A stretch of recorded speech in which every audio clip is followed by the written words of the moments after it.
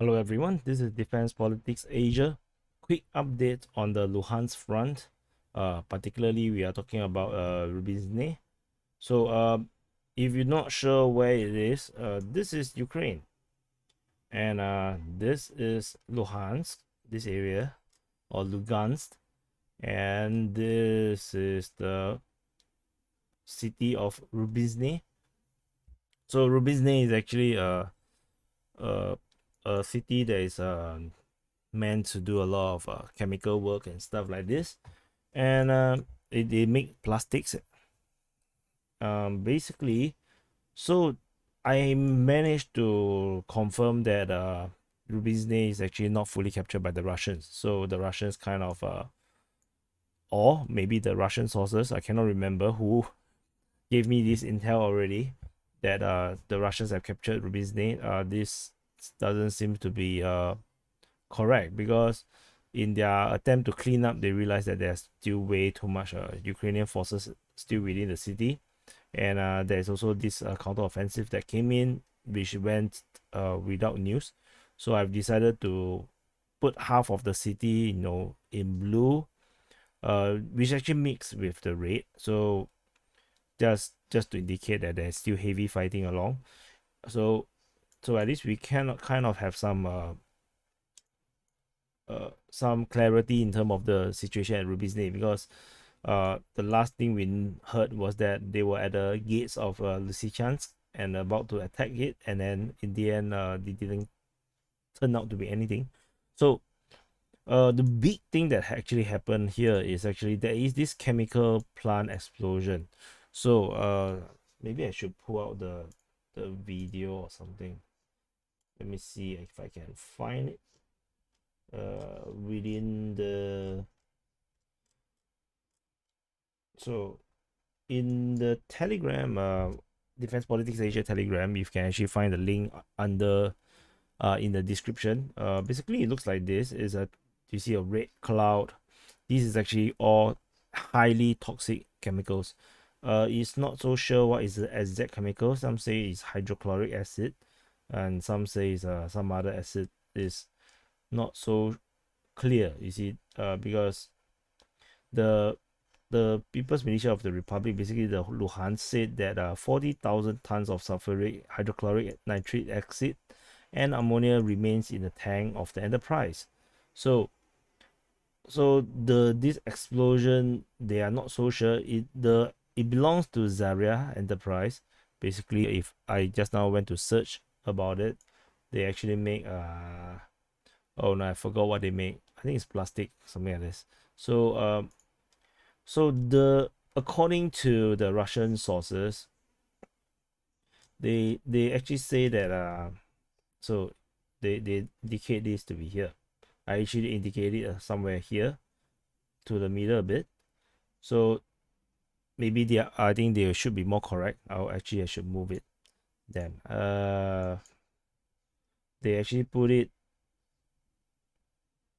somewhere here. Never mind, I just leave it here. It doesn't matter where actually. The important thing is that we know this something like that, something major like this happened.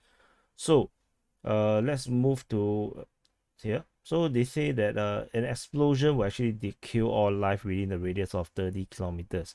30 kilometers is actually rather huge. If I go, let's do a circumference. 30 kilometers, that is basically like a nuclear weapon. Oops. uh, Oops. So let's do this again. So 30 kilometers is this big. Basically, everyone within Lysychansk, Severodonetsk will be dead. Crimea will be dead. Everyone is dead. So this is like a massive nuclear bomb. But of course, they might be exaggerating, and but the key thing is that, so let's read more about what the analysts say from this fisherman Telegram channel. So, or Raiba. So they say that this explosion is actually perpetrated by the Ukrainians to use this as a chemical weapon. So they say that so this is they say that we are dealing with the first confirmed case of chemical attack in this conflict. So they calculatedly undermine the chemical production. Basically, they just bomb the tank. So by the red hue, they say that the concentration of the acid is above 95%. I have no idea this means 95%. And they say that this is extremely toxic, this cloud. Teeth, eyes, respiratory tract, and the is at risk. So they say that the wind is now blowing towards this this village or town of Hydria Shovka, and then they say that the based on the current speed of the wind, it will reach the settlement in 2 hours. So it's actually a rather urgent situation. And the town that they are talking about is actually in Ukrainian is Hydra Shivka. So in terms of the distance from the explosion is around 5-6 kilometers, and they say that the wind is actually blowing this way, and this is because of this way of how the wind is being blown, that's why they accuse the Ukrainians of exploding this chemical device to use it as a chemical weapon. So that this is the known Russian position, according to the Ukrainians, since a Ukrainian source. I'm not sure when's the date already, and this is going to be rather serious. So we're not sure how this thing will go on, but it's going to kill off all the plants here, all the animals here, if what they say and analyze is correct. So and this could actually continue to blow on for further into Lugansk and even up to Starobilsk. So Starobilsk is around 50 kilometers away. So anyone around here, although they may not take the most lethal dose, they are likely to also get at least some health issues or burning of the lungs, and I think this is plausible. So in terms of other news, so this is one of the big one that I want to I will keep track of. The Just in case you want to know, the Ukrainians say that it's the Russians actually shell the plant and cause the explosion. So of course, I think you know who I will believe, because the kind of the kind of plot possibility, because the Luhansk forces have been trying to evacuate all the civilians here, and I never heard about that from the Ukrainian forces about evacuating people from Rubizhne or even Lysychansk or Severodonetsk. The reverse is true. Lugansk forces, Chechens, the Russian forces have been evacuating and taking care of the civilians in this region. So the Ukrainians very well know that all these people are rebels. They are all rebelling against the Ukrainian state.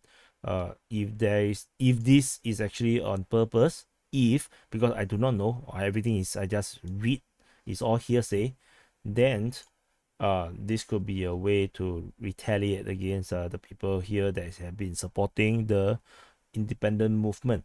So on other regions, the Ukrainians have came out with some report. I think, let me see which one.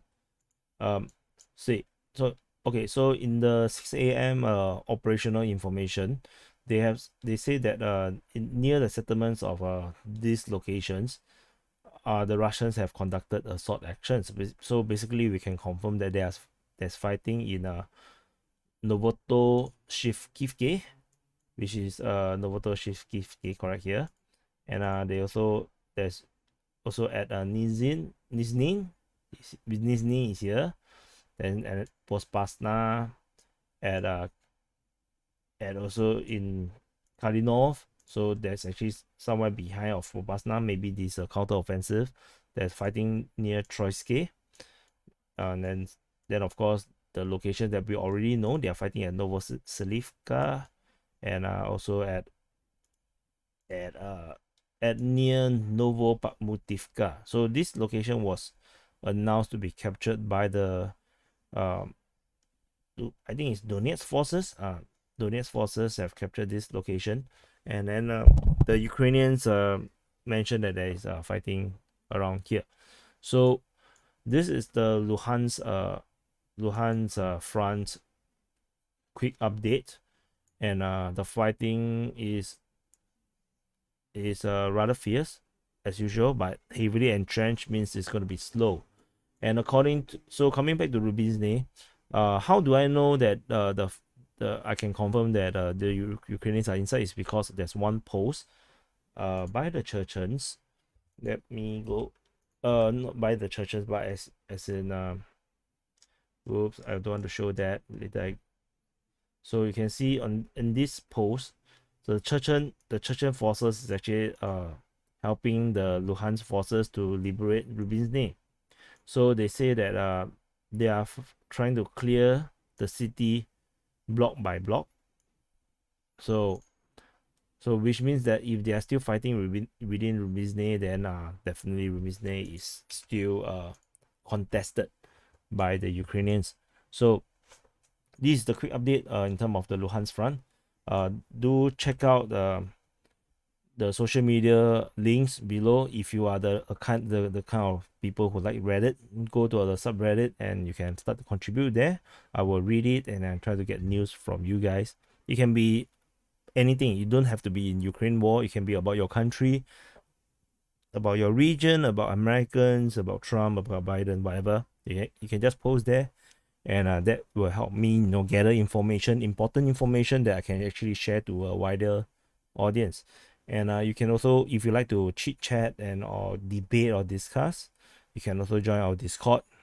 The Discord is actually very happening now. I really love the community that we have.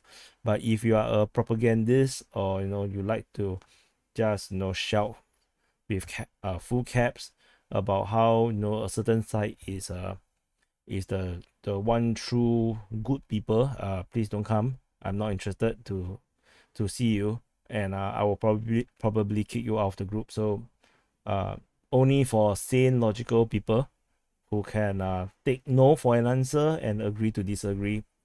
I would love for you all to join our Discord. And of course, you can also support me directly from our through our Patreon. We have in terms of Patreon, I think we have around how many people already? I cannot remember. Let me check. We have 21 patrons already. So maybe I should actually read out their names. Okay, so we have actually 21 patrons. They're contributing $88 US dollars a month to support my work here. And I want to thank Timo, Anonyme, Andrew, Felipe, Jiviskleti, Aaron, Frank, Nathan, Charles, Nazmi, Peter, Krishna, Claudia, Eric, Stephen, Ellen, Vaken, Climbatif, this Jamie Souvian, or I think Jamie Souvian. I don't know how to pronounce this. I think it's French. Richard and Liv. So thank you guys for the support, and I hope more of you guys will actually join the Patreon and make this even more workable, and so that I can expand the team. I have more resources to actually cover more news. So at the moment, I'm pretty much hands full, but I'll do what I can to help to keep you guys updated to whatever information that I think is important to you. So anyway, this is the quick update for the Luhansk front, and there's still other things that I feel like I want to talk about, and I'll see you in the next update.